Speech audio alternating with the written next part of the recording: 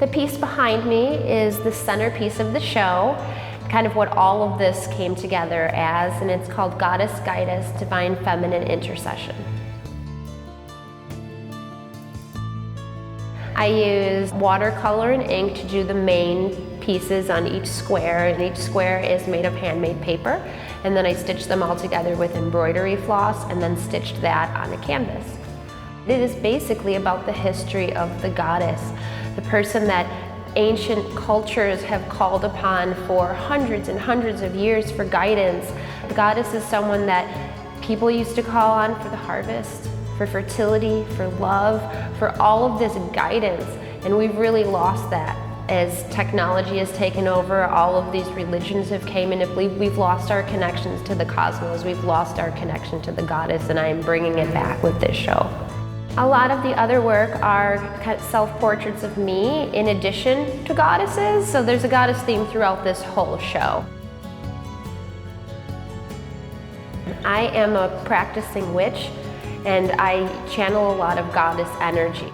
So pretty much before I make any piece of art, I always set the intention of like what I want my outcome to be, and I'm always like leaving my heart open and my mind open, and I do call upon goddesses. I do, and I call upon the universe to help guide me in the making of the piece, and I cast a circle, which I do with the incense around the workspace. And casting a circle is something you do in witchcraft, where you're basically evoking some energies and putting that around the space that you're working in.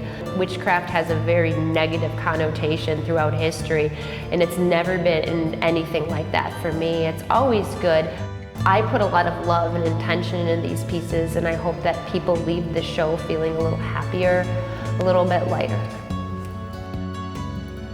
I'm really excited to have my reception on Halloween because it's obviously a holiday that I like very much, but in conjunction with Halloween is Samhain, which is a Wiccan holiday, and it's celebrating your ancestors and that thinning of the veil and people crossing over and knowing that like your ancestors are still with you. And all of this work is basically about ancestors and goddesses, and having that all come together on that day is really special. There's a lot of energy on that day.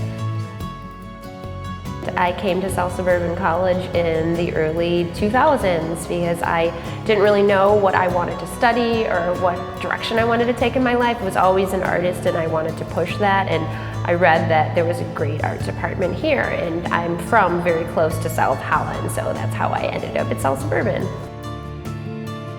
Pay attention to the teachers that you have. This is a really wonderful creative environment with great teachers that really care about you and have faith in your work and believe that you can go on, like to be a famous artist or have a career in art.